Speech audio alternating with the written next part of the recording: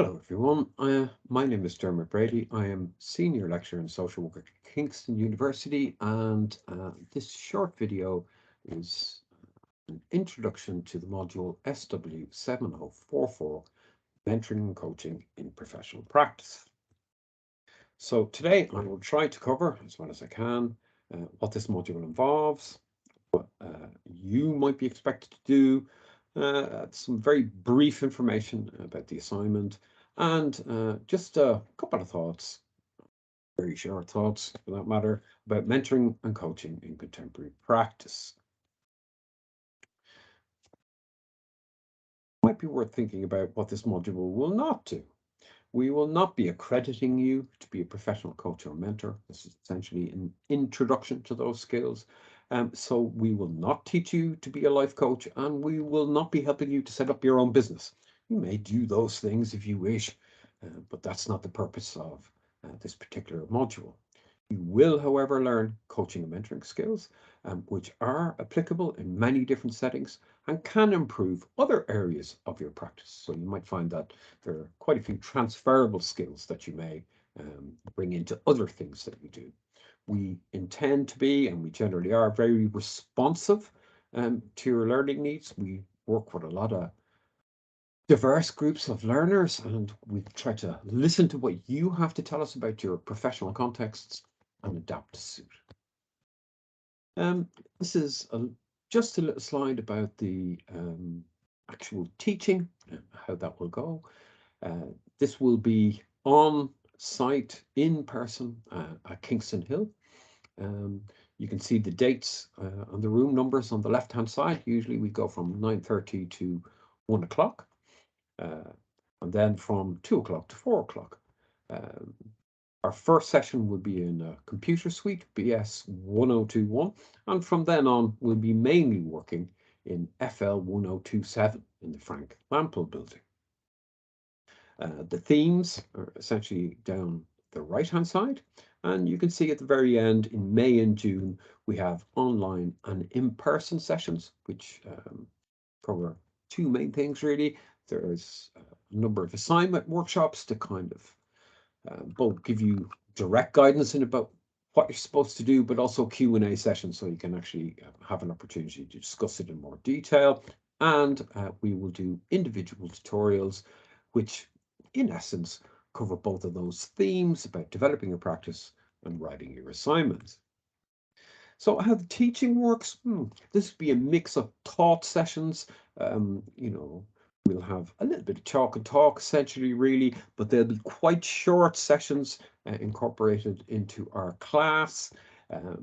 We then tend not to record these because the whole discipline of coaching and mentoring really is about in-person, face-to-face sort of a work, which does not translate well into kind of recorded online sessions, even though, to be fair, we have done those. Our focus really is for at least 2 hours, perhaps longer, in each session is about practice, about trying things out, testing models, and so on and so forth. So we practice in pairs, one-to-one, triads, and in group, and we guide you through that, reflect on feedback, and so on, what's happening. We will introduce action learning sets. That's a model that some of you may already be familiar with, but we'll try out 2 or 3 different coaching models in the action learning sets. You become quite familiar with those. And as it says here, they'll be in class, but we'll also be encouraging you to do those out of class with your peers in small groups in the work setting. As I've said, I think a couple of times already, we will offer a lot of opportunities to talk about and review your practice. And that serves usually at the start of sessions as a form of supervision about what's actually going on with you as you test out your new skills. Who are we? That's me on the left-hand side. My name is Dermot Brady, as I said already, Senior Lecturer in Social Work. I've got a lot of experience in mentoring, coaching, training, supervision, teaching, learning, all of those kind of things. And that's my colleague, Tina Buckle. Tina Buckle will tell you a little more about her own professional background, which is quite varied, but she is a professional coach, has been for many years. that's her business. So she brings all of that wealth of experience to the class. What do you have to do? I did mention you have to actually coach and mentor a candidate. You actually have to practice these skills in the real world with another person. We already said about the action learning sets, triads, small group exercises, very kind of practical hands-on sort of learning. But one of the earliest things we'll ask you to do is to do a personal profile. I'll come back to that in a second or two. And at the end of the module, at the start of July 23, you have to compile a report. It's essentially a 3,000-word essay with some additional elements. Again, plenty of time to talk about that, and I'll say a little bit more about the criteria for that assignment shortly, but we'll have plenty of opportunity to discuss it in more detail. Coach and mentor a client. Oh dear. So how will you find this person, or how indeed might they choose you? There's lots of different options, and again, we'll have to negotiate this in class, but it'd be a good idea to start thinking about that now. What groundwork might you need to have in place? Well, one of the first things, and one of the first activities we'll ask you to do is prepare a effective personal profile. Quite short. If you imagine something that might be one page at the absolute maximum, that might, in a sort of a way, act as an advert for you. You're putting yourself out there into the world as somebody who might be helpful to another person. So you have to kind of explain yourself, present yourself in some way, shape, or form. But yeah, part of that journey, of course, we'll be thinking about what do you have to offer. And we have some ideas about how you might kind of generate this profile. But we assume that you have professional knowledge and experience, probably quite considerable professional knowledge and experience, in that you are on a particular pathway where the whole focus is to develop that further and to help you in developing your career.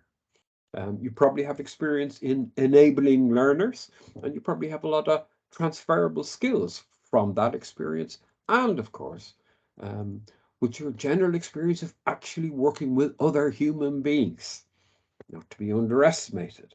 We'll kind of try to tease out the skills that you have acquired in those activities and translate them into your personal profile.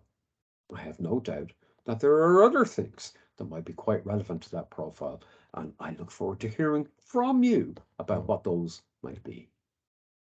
So this is the actual rubric, or part of the rubric for the assignment, and you can see there are 5 things required, but also 5 criteria map fairly closely, not entirely, but fairly closely to the actual taught sessions. So we start off talking about debates, public policy about mentoring and coaching in practice, certainly in health settings, and I think for the next module, a lot of you will be working in health. It's an increasing, how would I say, an increasing practice, I suppose, in health settings.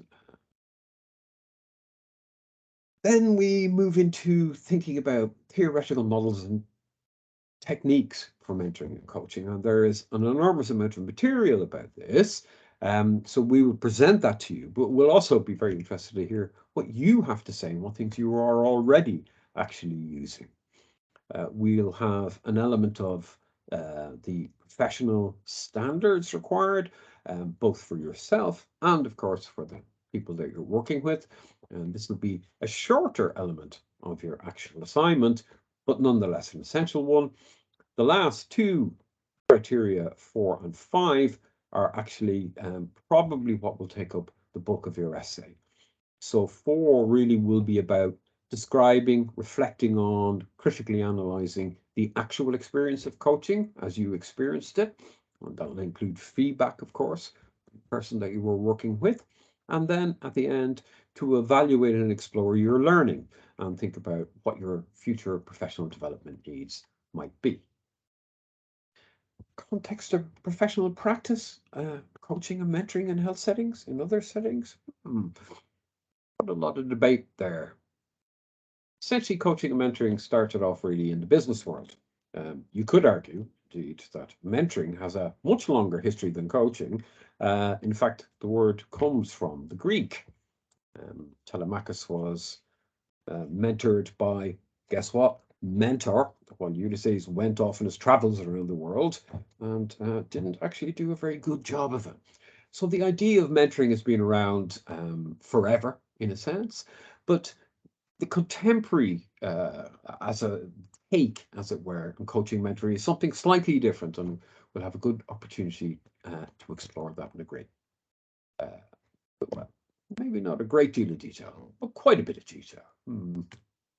If you were a social worker, a lot of social workers on this module, obviously I'm based in the School of Social Work, you'd be very familiar with this professional capabilities framework, which kind of details progression over time for social workers, what kind of professional standards will be expected. But for you, the Health Education England standards might be more appropriate to consider. And we have indeed mapped the standards against the module learning outcomes and so on and so forth. We find there's a very strong match to the education pillar, but I have a feeling that some of the other pillars would also be appropriate. Learning and management, leading and management, I think in particular, will be relevant. You can see down there in 3.8, act as a role model, educator, supervisor, coach, and mentor. And part of our discussion and debates will be, well, what distinguishes these things from each other? Are they all the same? Not quite. But if they're not all the same, then what are the differences? These are the kind of things that we will discuss in class. And I find a little note, well, here you are, here I am, and soon, on the 25th of November, we'll all be in the same room together. So I'd just really like to end just saying that we're very much looking forward to working with you, and all the best from myself and Tina. Bye.